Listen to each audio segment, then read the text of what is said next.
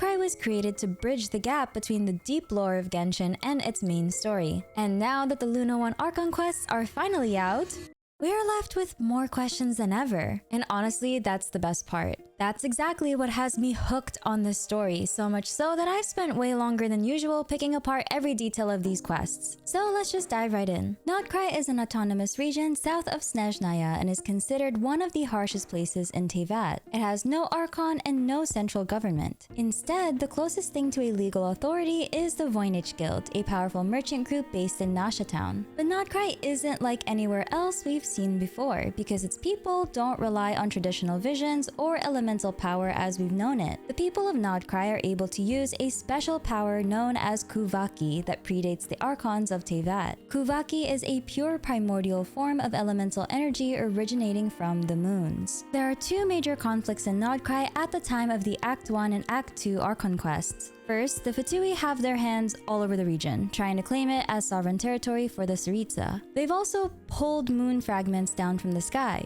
One crashed on Hisi Island, the other on Paha Isle, on top of which they've set up something called the Kuvaki Experimental Design Bureau. It might sound straightforward. They're here to research the ancient power, Kuvaki, that's inherent to Notcry. But there's definitely more than meets the eye. They're also encroaching on Frostmoon Scion territory, harassing them over the location of their missing Harbinger Columbina and a sacred relic called the Moon Marrow, which can apparently see the true past. Basically, the Fatui are picking a fight on all fronts, and nobody's happy about it. Not even the local wildlife. I think we all agree with the ibis that pooped in their food. The narrative suggests the Fatui are entering the final stages of their plan for war against Celestia, and what they're doing here in Notcry really feels like a critical piece of that puzzle. And I'm telling you, it's scary. We should be scared. But I'm also excited, and you'll see why in a bit. Meanwhile, the second threat to Notcry is even more ancient: the Wild Hunt. After the fall of Khaenri'ah, during the Cataclysm, Notcry was hit first and hardest, and the Abyss left its deepest scars here. These powerful forces gather into something called the Wild Hunt, an abyssal calamity so overwhelming that Notcry had to form an entire faction,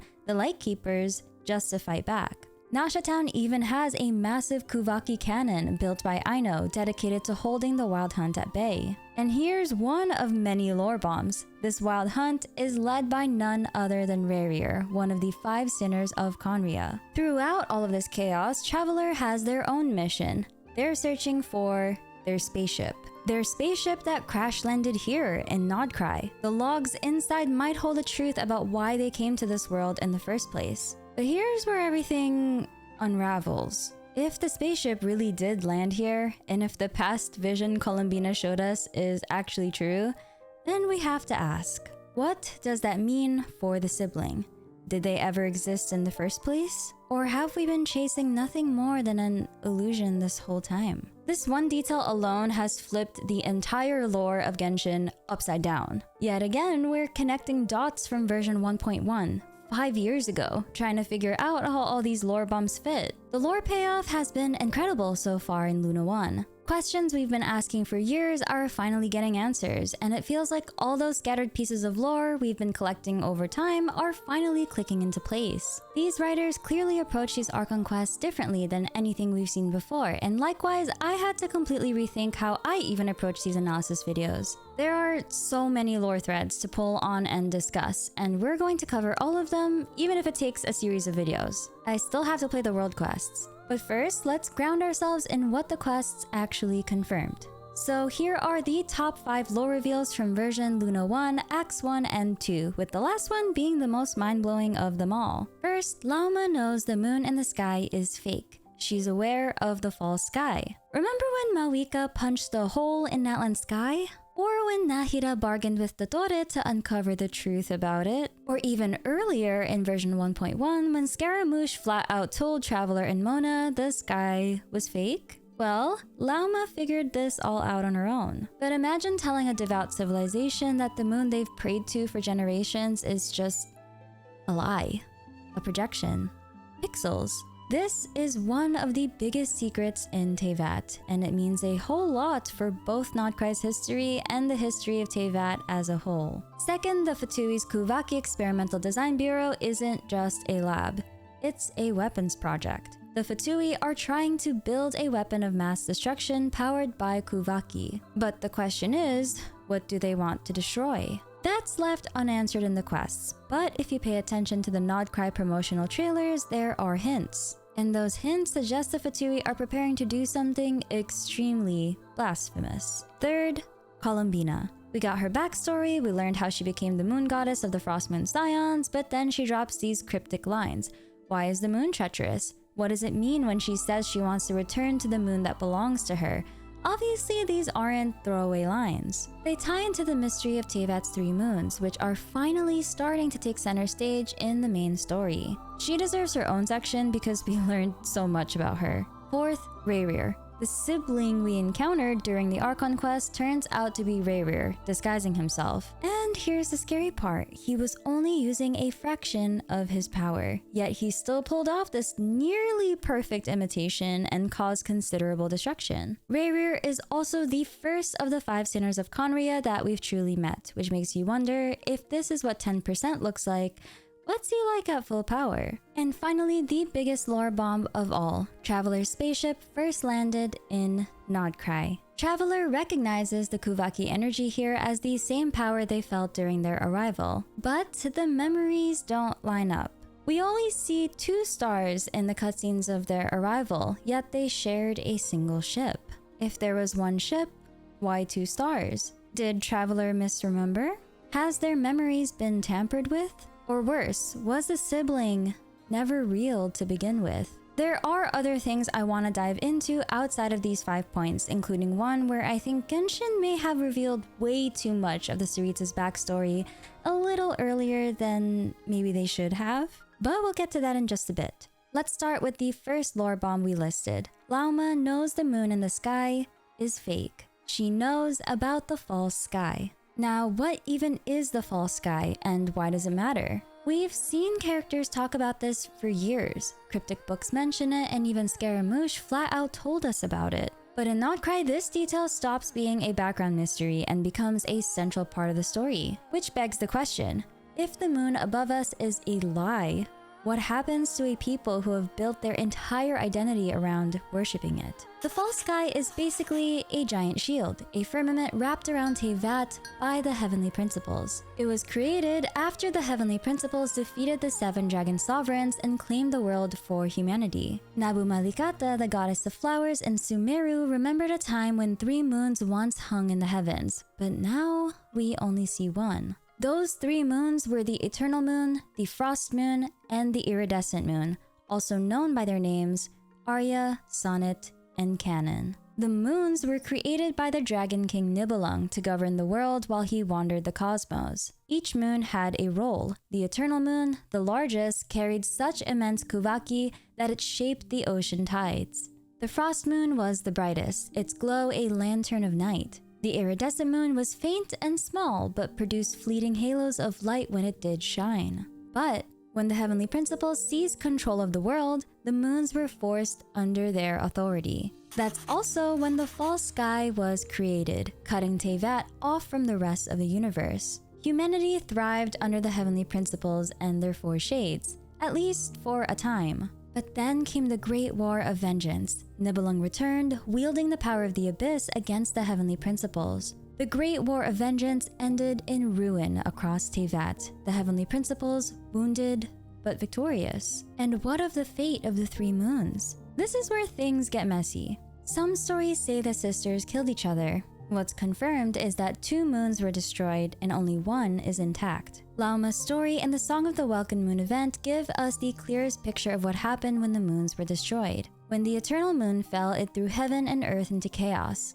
The Eternal Moon controlled Teyvat's ocean tides, so when it was destroyed, it likely triggered the Great Floods, the so-called Diluvian period. These floods might have been caused by the sudden loss of the Eternal Moon's gravitational pull on the oceans. When the Iridescent Moon shattered, its crimson shadow sank into the abyssal sea. And when the Frost Moon finally ceased to turn, entire nations collapsed. The dragons who felt betrayed by the moons celebrated their deaths. Although 2 of the moons were shattered, Skirk confirms that the Frost Moon is intact, but lifeless, though its will hasn't completely faded. And thanks to Lauma, we also know that the remnants scattered across Nodkrai, the ones the Fatui are so desperate to gather, are actually fragments of the eternal moon, Aria. Meanwhile, the iridescent moon's remains were never found at all. Its crimson shadow sank into the abyss, which raises a huge theory. That shadow of the iridescent moon may in fact be the crimson moon that Conria once worshipped. Which suddenly makes a lot more sense when you realize Rerir, the Conrian sinner we fight in Nodkrai, is obsessed with the moons. But we'll talk more about him later. During Act 1, Lauma carries the weight of this knowledge of the false sky. She hides it, fearful of what it would do to her people. But by the end, she decides to reveal it anyway, even if it risks tearing her community apart. Because the Frostmoon Scions built their lives on faith in a fake moon. The fake sky is basically a giant screen. What we see as the moon and stars are nothing more than projections, just images cast across that surface. The Frostmoon Scions once came from Hyperborea, carrying silver blood and horns they believed marked them as ancestors of a divine heir. Their old laws were pretty brutal. Strict marriage rules and exile for those who disobeyed. It wasn't until 500 years ago when Ayla became the first moon chanter that things changed. Ayla reformed the Scions, ending the harsh laws, devoting them fully to moon worship instead. She even prophesied and witnessed the birth of Kutar, the so-called new moon and potential successor to the Frost Moon. But who exactly was the Frost Moon? The mystery of the moon stretches all the way back to version 1.0. In Heart's Desire, one of the first books you can grab in the game, they're introduced as Aria, Sonnet, and Canon. For years, we had no clue which name mapped to which moon. Finally, in the Luna 1 Archon quests, we get confirmation. Aria is the eternal moon, and the Frostmoon Scion's sacred relic, the Moon Marrow, is literally her remains, condensed into a miniature moon ringed with debris. That leaves Sonnet and Canon for the Frost Moon and the Iridescent Moon. My initial guess is Sonnet is the Frost Moon, because in Act 1, when we meet the Luonotar, we unlock an achievement called Maidens of Sonnet and Song. The Luonotar are special forms of Kuhenki that are blessed by the moon goddess, but the one we meet doesn't have Columbina's blessing, which lines up with Skirk's note that the Frost Moon is lifeless but not fully gone. It's the only moon will left who could give a blessing. The achievement name Maidens of Sonnet and Song feels like a direct clue. If Sonnet is the Frost Moon, then Canon must be the Iridescent Moon, whose shadow became the Crimson Moon of Conria. This actually makes sense when you think about what a canon is in music. A canon starts with one melody, and then another voice copies it at a set interval, overlapping until you get these layered lines. Basically a musical version of Follow the Leader.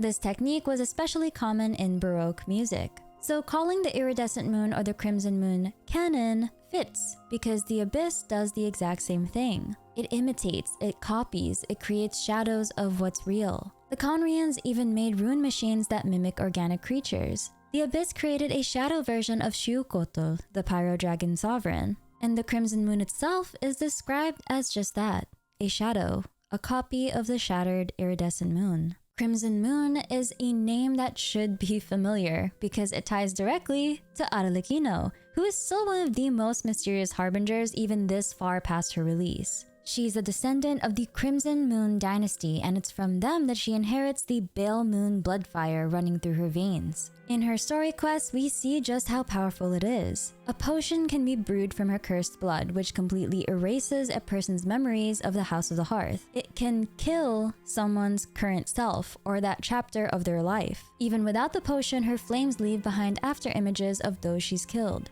Sometimes, those after images even appear as conscious shadows. From childhood, her Pale Moon blood fire has been both a weapon and a threat to her own body. It first burned her fingers, then reached up to her arms, and now she constantly waits for the day it reaches her heart. But here's where things get really interesting. Arlecchino's Crimson Moon bloodline mirrors the Frost Moon Scions. The Frost Moon Scions descend from Hyperborea, and their sacred lineage gives them silver blood. Centuries later, Lauma's silver blood is considered rare but a miracle, a sign that maybe the moon goddess had not abandoned her people. It made her a symbol of hope, and with it came immense expectation. Lauma's silver blood makes her attuned with animals, nature, and lunar power itself. Drops of her blood could even heal those suffering from Kuvaki sensitivity. So while Arlecchino's flames erase memory and bring about a kind of death of the self, Lauma's silver blood preserves life. Two bloodlines both blessed or cursed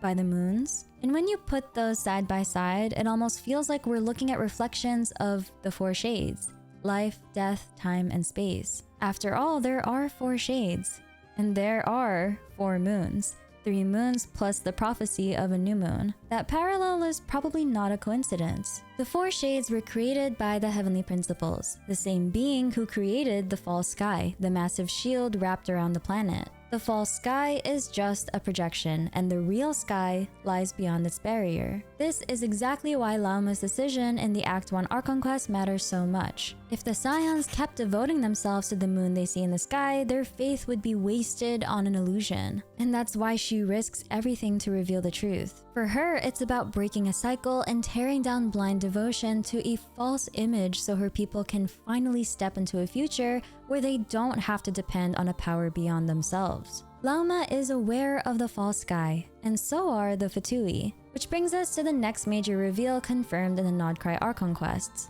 The Fatui's Kuvaki Experimental Design Bureau isn't just a lab, it's a weapons project. The Fatui are trying to build a massive weapon powered by Kuvaki, but the question is, what do they want to destroy? Who or what is the target? The Fatui's goals in the overarching story are 1. To collect all the Archon's Gnosis, 2. Wage war against Celestia, and 3. Burn away the old world. We already know why they want the Gnosis, and I'll get to that in a bit. The Fatui Harbingers have been summoned back to Snezhnaya and sent straight into Nodcry under the highest order, the Pale Star Edict. Their mission is to retrieve Columbina, who had resigned from her position and disappeared somewhere in the region. So I think we're going to see way more than just Ettore and Sandrone in this version. The Fatui's presence in Nodcry has been nothing short of hostile, and the Archon quests finally give us a full picture of just how much damage they've already caused. Nodcry is supposed to be autonomous, but the Fatui are trying to drag it back under the Tsaritsa's control,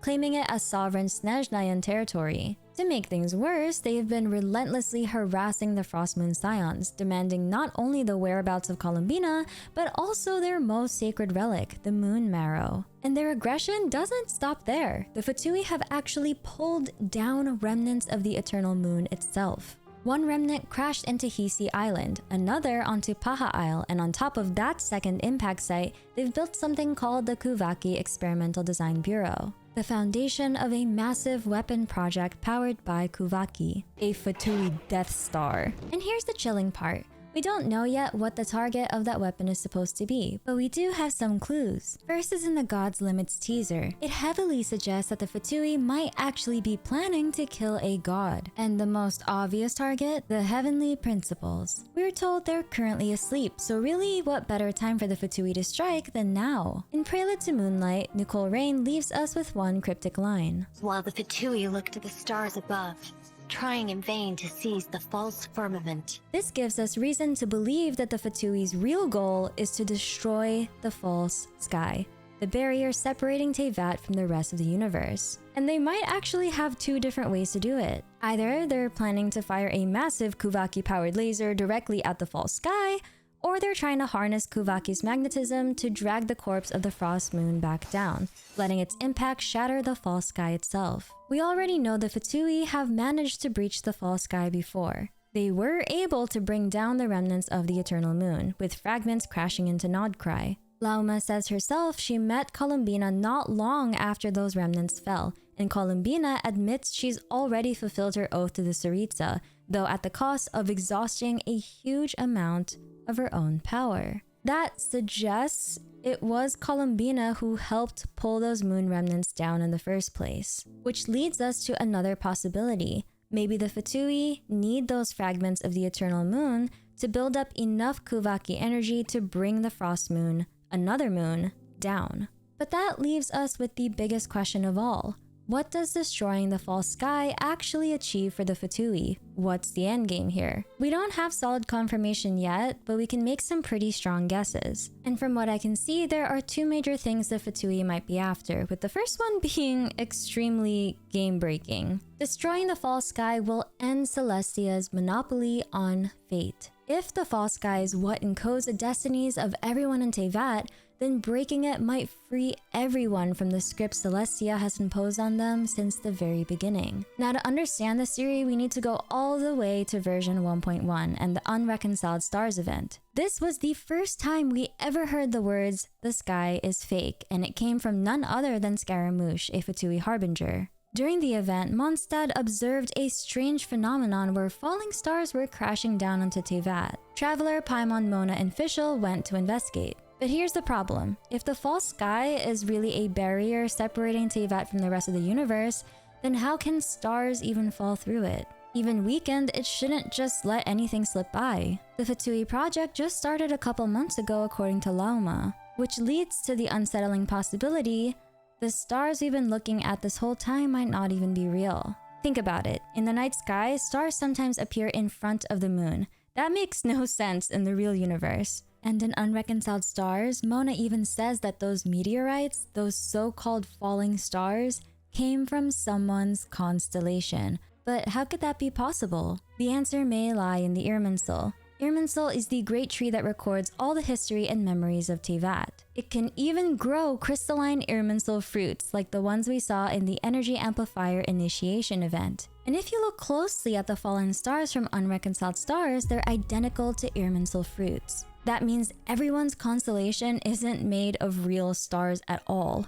They're made from the arrangement of Irminsul fruits embedded into the false sky. The heavenly principles created the false sky, and by extension, they also created the constellations humanity sees above. These constellations encode people's fates. Each fruit records and determines the past, present, and future of every person in Teyvat. Therefore, constellations equal fate itself. Astrologists like Mona can read them to determine a character's fate, but now we know these fates are predetermined. They might even be censored, rewritten, or manipulated versions of what destiny was supposed to be. And that's exactly why the Traveler stands out. They don't have a constellation until the moment they resonated with a statue of the Seven, which means they're not bound by Celestia's script. They're free in a way no one else in Teyvat is. So when you put all of this together, the Fatui's plan starts to make terrifying sense. If the false sky is what contains these false stars, the constellations that bind humanity to Celestia's will,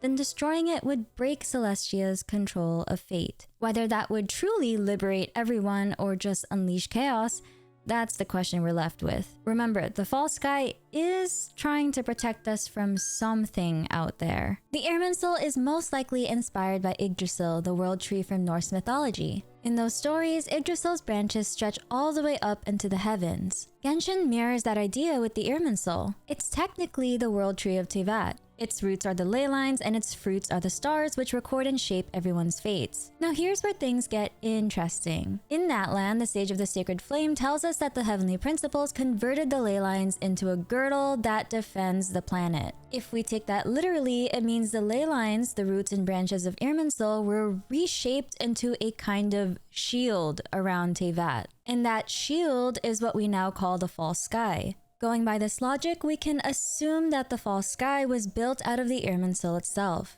The branches of the world tree were converted into a dome that locks Teyvat off from the real universe, while its stars are just projections of Irminsul's data. And if that's true, then destroying the Irminsul with a Kuvaki-powered weapon wouldn't just shatter the barrier around Teyvat, it would also destroy the database holding the entire memory of the old world. So, destroying the Irminsul tree would thereby accomplish the Fatui's goals to create a new world. The second reason the Fatui might want to destroy the false sky involves the new moon. Destroying the false sky could allow the new moon to finally materialize. Columbina does say that two moons will not rise at the same time, let alone consume one another. And to really understand what that means, we have to talk about Columbina and what we actually learn about her during the Luna 1 Archon quests. According to Lauma, Kutar was born on Hisi Island about 500 years ago. Her birth was prophesied and witnessed by Ayla, the very first moon chanter of the Frost Moon Scions. She quietly recorded the miracle and even carved a statue to honor it. The legend says that Kutar's birth was an event accompanied by a sudden appearance of countless kuhenki. These creatures wove moonlight itself into silken garments that clothed her like a goddess. From that day on, the kuhenki were seen as Kutar's familiars. Their instinct to protect her, to bring joy to her, even to guide travelers to hidden treasures,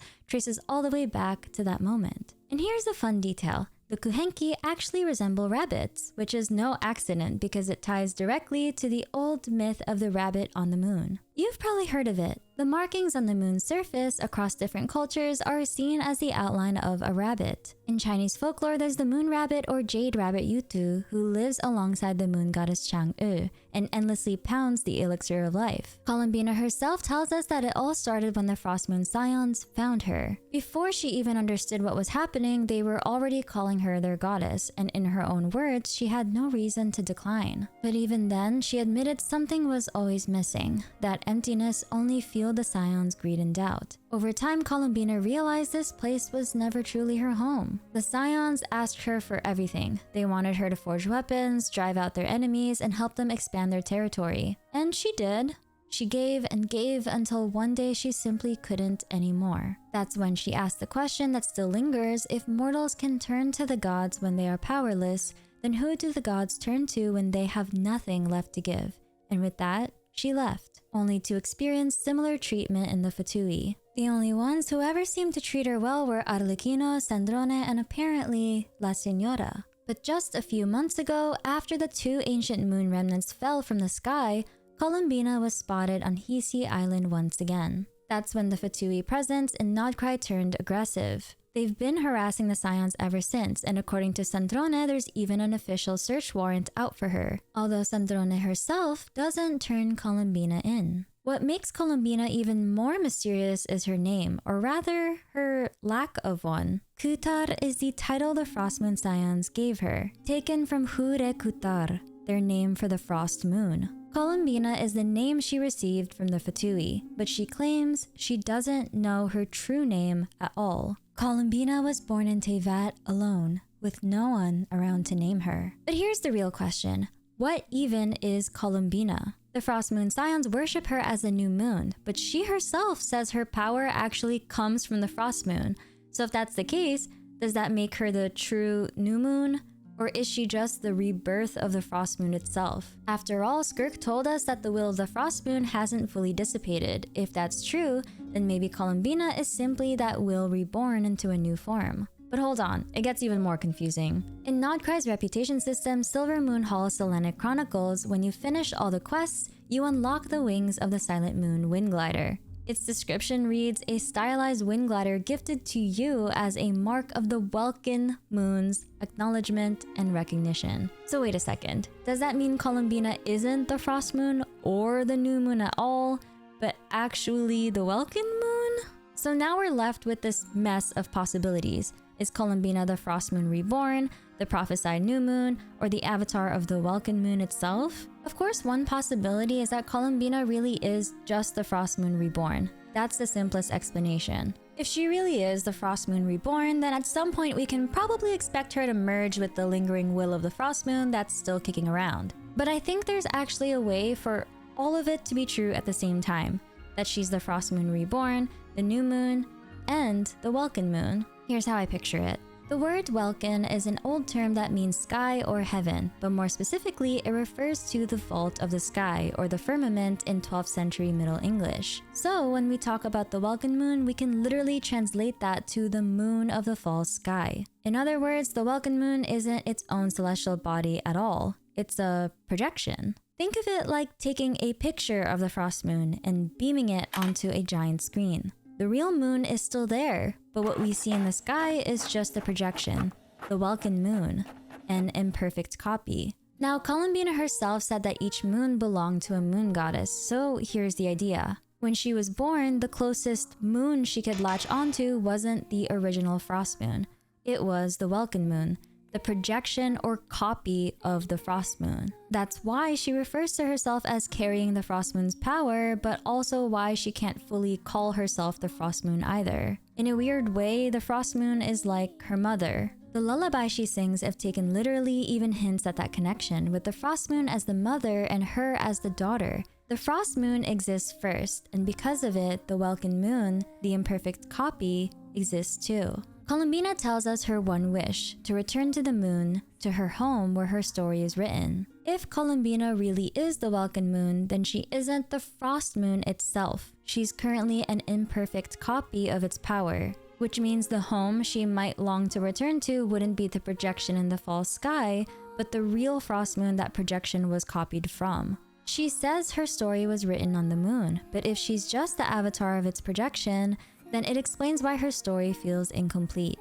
It's like she's been scribbled on the wrong pages of a book cut from the original, never properly bound into the story she belongs to. To her, the true frost moon is where her full story should be written. But here in Teyvat, under the fall sky, that first half of her story has been erased, censored, or maybe even rewritten. Either Columbina is the Welkin moon itself, or she isn't, and she's simply the will of the frost moon reborn into a new form. For now, I lean toward the first theory because it's the only way her cryptic messages really make sense. There's something really interesting we need to stop and talk about. The Hymns of the Far North, a book series you can find in-game, reveals a lot about Nodcry. Honestly, maybe too much. It might even be spoiling the future of Genshin's story, so I actually don't know how I feel about it being released so early. We'll dive deeper into this later, but we need to talk about it, especially because one part of it could reveal the Sarita's entire backstory. But here's a key detail for now. One of the hymns is actually a prayer to Istaroth, the goddess of time,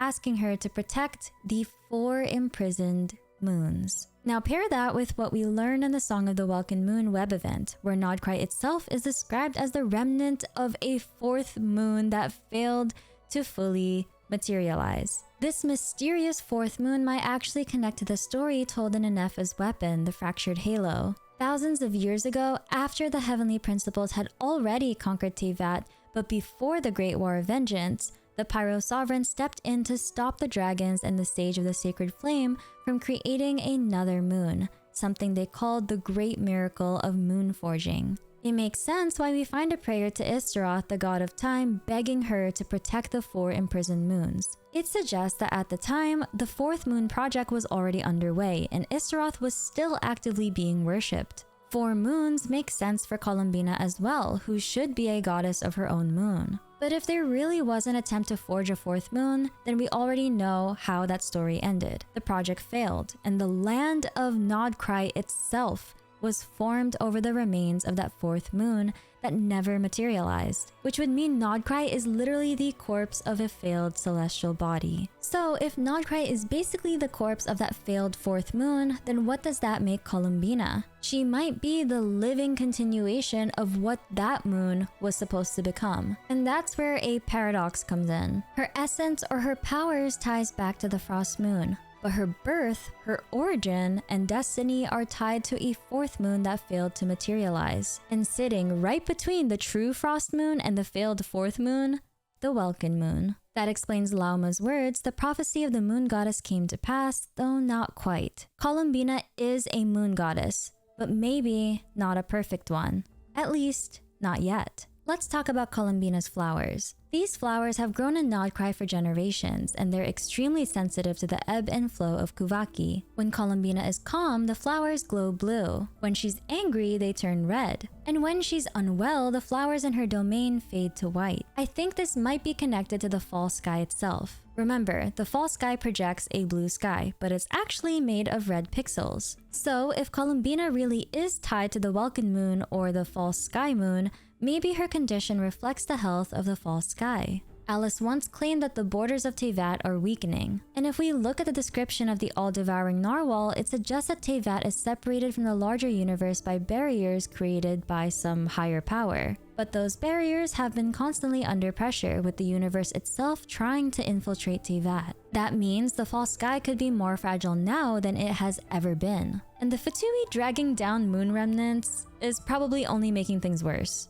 So if Columbina really is the Welkin Moon, that could be dangerous for her and for everyone else. But it might also mean she's far more powerful than we realize, especially if, right now, she's only an incomplete moon goddess. And this could explain something else. It might be why Alice herself is a Nodcry. If she's actually the sustainer of the world's borders, if those borders are the false sky, then the Fatui trying to break or claim it would directly threaten her domain. And speaking of Alice, we can't forget about her colleague Nicole Rain, because I think she might have actually made a sneaky appearance in Act 2 of the Luna 1 Archon quest. When Flynn's Traveler and Paimon investigate the Wild Hunt, they're suddenly helped by a mysterious ghost radiating golden power. Flynn's also notices that during the Kuvaki cannon blast, several bolts aimed at Hisi Island were blocked. He suspects Columbina, but it wasn't her. I think it was Nicole Rain. In the Song of the Welkin Moon teaser, we actually see her on Hisi Island, activating her golden halo and wings. Nicole Rain is a member of the Hexen Circle, but also likely an angel or Seelie. Her name also seems inspired by Nicole Rain Lepot, the astronomer and human computer who accurately predicted Halley's Comet's return date and was honored with both an asteroid and a lunar crater named after her. One interesting detail is that Nicole Rain is mute. She can only communicate telepathically. Columbina, on the other hand, always wears a veil over her eyes. And after seeing how Rhine-Daughter merged with Nibirius, the god of life, I feel like anything is possible at this point. This is definitely heavy speculation, but what if Nicole Rain, like Columbina, is actually a moon goddess too?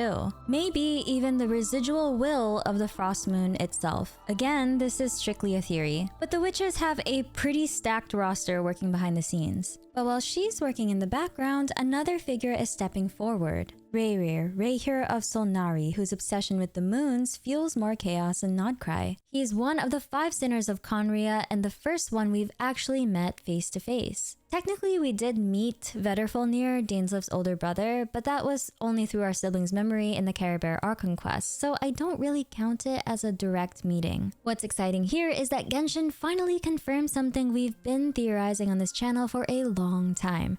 Rayrir is the leader of the Wild Hunt in Nodcry. Back in Conria, Rayrir was considered one of the best among his peers, standing alongside Surt the Logi, Rhine-Daughter, Vedrfolnir, and Hroptatyr. But even then, he stood out for one thing: an alleged obsessive fixation on the moons. After he and the others divided abyssal power amongst themselves, they didn't use it to protect their homeland or save Conria. Instead, they abandoned it.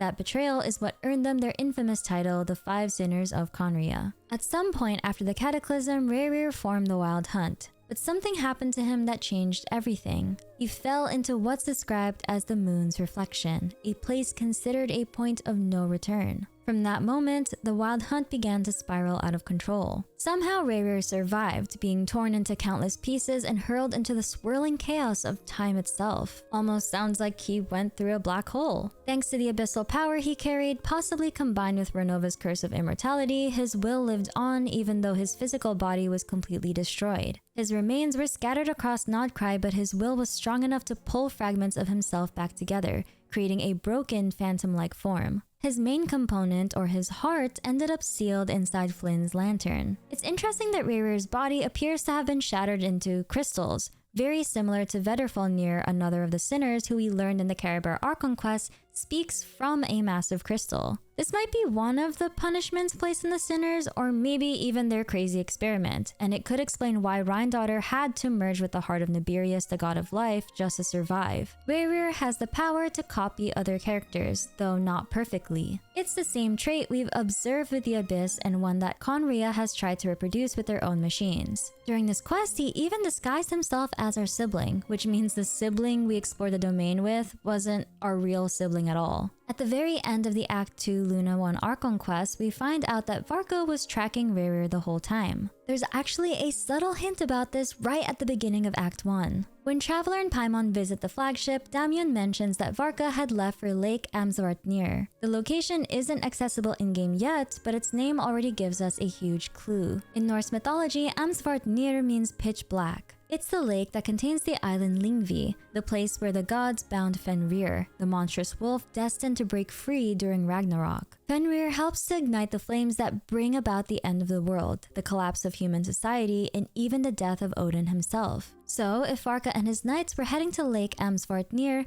it strongly suggests they're investigating something abyssal in nature. And since he was on Rerir's trail the entire time, this could mean Lake Amsvartnir is close to where Rerir's main domain might be revealed in the future. Rerir's title is Rehir of Solnari, which translates to Moon Hunter or Avenger of the Moon. But here's the strange part. We don't actually know what Solnari is. The only other time we've seen the word is in the Song of the Welkin Moon teaser in a note Alice was holding. That note lists 3 words: Aralos, Solnari, and Canon. The names of the 3 moons are always introduced in the same order: Aria, Sonnet, and Canon. That order might be important because it suggests that Sonnet could actually be tied to Solnari, possibly even the crimson moon that Conria once worshipped. Originally, we theorized that Sonnet might be the frost moon, mainly because of the Luonatar achievement. But Alice's note points in a different direction, hinting that Sonnet could instead be the iridescent moon. At this point, there's evidence to support both possibilities, but honestly, we don't have enough confirmation to say for sure whether Sonnet is the frost moon or the iridescent moon. Although personally, I lean more on Sonnet being the frost moon. Now, Canon in Alice's notes is the easiest to make sense of since we literally saw Ainos Kuvaki Canon in the Act 2 Archon quest. That leaves Aralos and Solnari. If you flip Aralos backwards, you get Solara, which could connect to the sun. As for Solnari, it might be a compound of 2 Germanic words, Sol meaning sun and Nari meaning narrow, or in Old Norse, Nar meaning corpse. Put together, sun and corpse instantly make me think of an eclipse, the sun hidden behind the moon. The moon itself is just a lifeless corpse in the true sky. And of course, eclipses are heavily tied to Conria's imagery. We already know Conria worshipped the crimson moon, and we've speculated that this crimson moon was actually the shadow of the destroyed iridescent moon that sank into the abyss. So here's a theory. What if Rerir, like Arlecchino, was a descendant of the Crimson Moon dynasty? If he carried Bale Moon Bloodfire, that might even explain how he was able to wield Kuvaki. Now I'll admit, there isn't much evidence for that yet. Again, it's more of a theory than a confirmation, but it would create some fascinating parallels between Rerir and Arlecchino. Also, Rerir, Rehir of Solnari, could now read as the Avenger of the Crimson Moon dynasty. What we do know is that Rerir is also called the Blasphemy of Death. A while back on this channel, we theorized that the 5 sinners of Conria might be trying to either imitate or steal the powers of the heavenly principles in the 4 shades: life, death, time, and space. Rhine-Daughter's status backs this up, especially with her merging with Nibirius, the god of life, and the Stygian onslaught weapon descriptions that hint at these powers. For Rerir specifically, his weapon is called the Shattered Moon, a polearm described as a glorious but illusory weapon infused with the power of death, born from the depths of the ley lines. And if the version of Rerir we fought in Notcry was only 10% of his full power, I honestly can't wait to see what he's like at 100%. Don't get me wrong though, Dainsleif would still clear him. During the end of Act 2, Rerir also screams out the name Thalindis. The thing is, we don't actually know of any character by that name yet, but the word itself might give us a clue. Tholin comes from ancient Greek, meaning sepia ink. In science, a tholin is a reddish organic component that shows up on the surfaces and in the atmospheres of outer solar system bodies like the moon Titan or Pluto. They're thought to play an important role in the origins of life. So what does that tell us? The fact that tholins are tied to outer solar system bodies makes me wonder if Thalindis might be an outlander, someone not from Teyvat at all, an alien. Rayrir also screams the names of Rheindotter and Vedrfolnir, both of whom are Conrian. That could mean Thalindus could also be from Conria, even possibly from the Crimson Moon dynasty. The only other major Conrian whose true name we still don't know is Piero, the director of the Fatui. Could Thalindus be Piero's real name? Or could it be the name of another outlander who was summoned to Conria? Remember, Conria did have a program dedicated to finding or even summoning outlanders, so it's not impossible that Thalindus was one of them. Rayrir's name comes from the Volsunga saga. In the myth, Rayrir avenges his murdered father Sigi and becomes a powerful ruler in Hunaland. He and his wife couldn't have children until the goddess Frigg intervened, but Rayrir died shortly after the conception. His wife carried the child for 6 years before sacrificing her life in a cesarean birth. The child, Volsung, was born fully grown and kissed his mother before she died. If Genshin pulls strongly from this myth, then Thalindus might even turn out to be Rayrir's lost lover. There's also a small but easy to miss detail at the end of Act 2. We see Rayrir approaching a cave. That cave is actually the location of the Traveler's spaceship. You can even visit it yourself at this location in Star Sand Shoal. Which brings us to what I think is the biggest mystery Genshin has finally confirmed. The Traveler and their sibling spaceship landed in Nodcry. For years, most of us assumed their ship crashed somewhere near Conria, but no. This reveal changes everything. Before we talk about the parts that really bend your brain, let's start with what's actually confirmed. The very first mention of the Traveler's spaceship came in the Space and Time for You Archon quest. Now, the Luna 1 quest established that the Traveler and their sibling didn't arrive separately,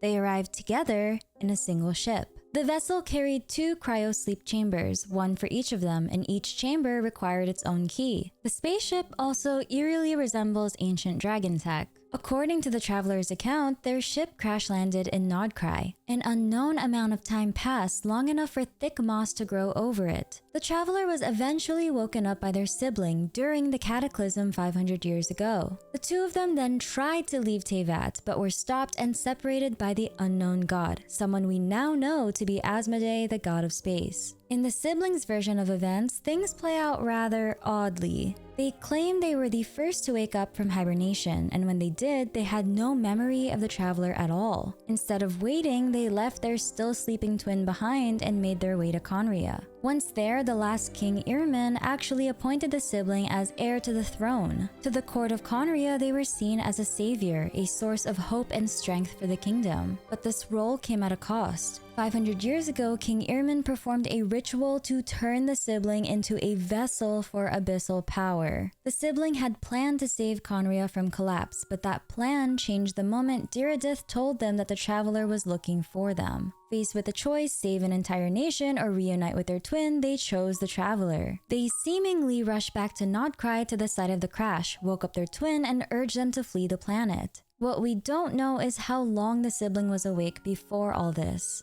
And here's where things start to get even more strange. Traveler notices that both cryo-sleep chambers are still sealed shut.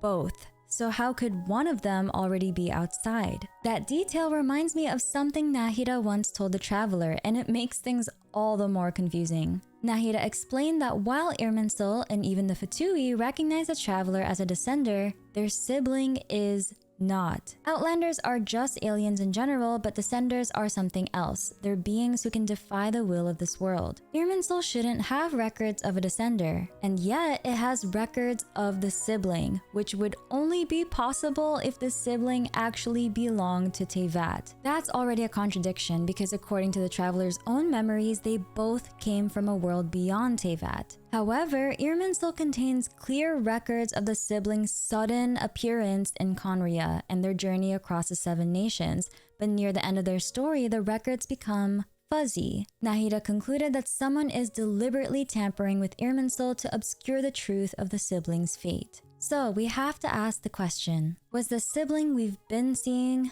even our real sibling? What if our actual sibling is still asleep inside the spaceship's chamber? Or worse, already dead inside of it? And when you remember that Rayrir has the ability to copy people, that possibility becomes even scarier. But there's something even more wrong with this scene. We know the Traveler and their sibling arrived together in the same spaceship. That means logically there should have only been one falling star when they landed in Teyvat. But in the opening cutscene of Genshin, we see two. Why? My homie Bran Online pointed out a really interesting possibility, that the opening cutscene might actually be out of order. The two streaks of light across the sky might not be their arrival at all. They could actually be the exact moment the twins were separated by Asmodee. Believe it or not, Scaramouche is actually the only character who gives us the most convincing scenario for what might have really happened. In the Sumeru Interlude Archon quest, he explains that the reason the siblings' records exist in Irminsul could be tied directly to Khaenri'ah. According to him, Khaenri'ah was the siblings' first destination when they arrived in this world,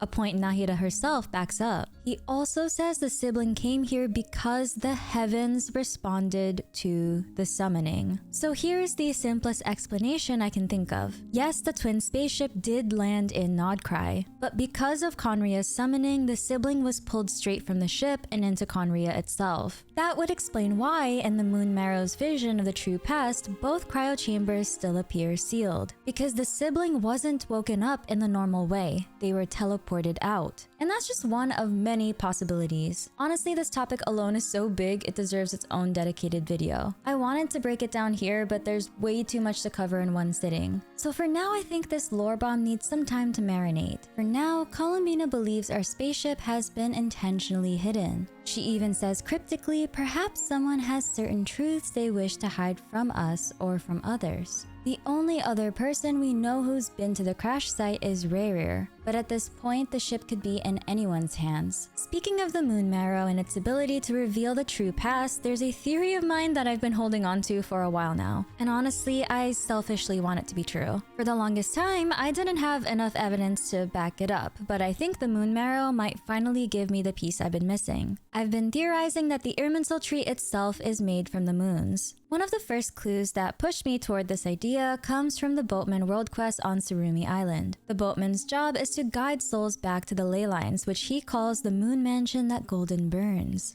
The ley lines, of course, are the roots of the Irminsul tree. And think about how we interact with them. Every time we claim materials or artifacts from domains, we use resin, and every form of resin is shaped like a moon. The Irminsul is a database of Teyvat, holding all the world's memories and history. And now we have the Moon Marrow, the body of a moon goddess, the relic that also allows us to peer into the true past. That parallel feels too strong to ignore. There's another idea that's been on my mind and has to do with something called the Golden Moon. When the traveler absorbs the Moon Marrow during the quest, they suddenly sense the true frost moon beyond the false sky, and it isn't silver like we'd expect, it's gold. That detail immediately stood out to me because gold connects back to the traveler in so many ways. The same golden power they used against the Raiden Shogun in Inazuma, and the same color often tied to anything celestial in nature. In alchemy, gold represents incorruptible perfection. Silver, on the other hand, is seen as a lesser stage, imperfect, often tied to illusion or incompleteness. It's not the first time this idea has come up either. In Natlan's Dreamy Paititi world quest, there's a line about a golden moon, a silver moon, and a false moon. I'm not completely sure what it means yet, but it's just something to keep in mind. By the way, have you noticed how rain falls in Nodcry? It doesn't just drop straight down, it floats back up into the sky. That instantly reminded me of the upside-down water in the chasm during the Requiem of the Echoing Depths Archon quest, where Hilichurls would gather to let the water ease the pain of their curse. It makes me wonder if the water was actually lunar water. The moon's power has always been used to hold back the abyss. The Lightkeepers use it in battle, and Lauma's silver blood can heal those suffering from Kuvaki sensitivity. So it makes sense that lunar energy acts as a shield or temporary remedy against abyssal corruption. By that same logic, it makes me wonder if the celestial nails might also be forged from the bodies of the moons. But this also brings me to Dainsleif's ring. It's the one thing keeping him from rotting away, unlike Capitano, who suffers from the same curse of immortality. This is just a crazy thought, but what if Dainsleif's ring is forged from Luna Soulstone or some other piece of the moon's? Luna Soulstone is so rare we've only seen it in the statues of the new moon built by the Frostmoon Scions. The Fatui apparently really want it. Also, every time I say Land of Nodcry, I'm always reminded of the Land of Nod. In the Bible, the Land of Nod was the location where Cain was banished for murdering his brother Abel. Cain was then cursed by God to be a restless wanderer. Exile and wandering definitely fits thematically for Nodcry.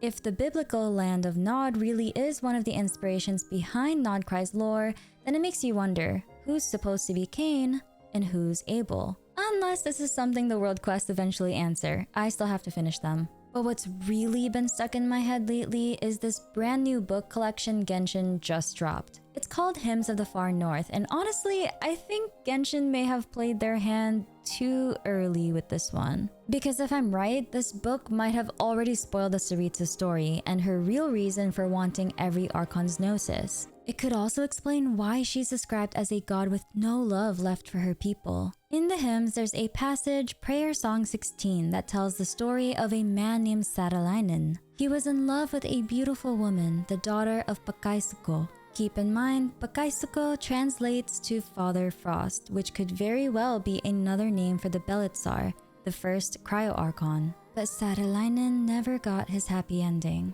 He never got to marry the love of his life. Instead, he was struck down by the heavenly principles. His body was carved into 7 pieces. If I'm reading the hymn right, it's suggesting that the Tsaritsa was actually in love with the 3rd Descender. The text strongly implies that Saaralainen was actually the 3rd Descender. His body, split into 7 parts, became the Archon's Gnosis. But Saaralainen may not have been his only name. There are clues suggesting he went by another one. Ajax.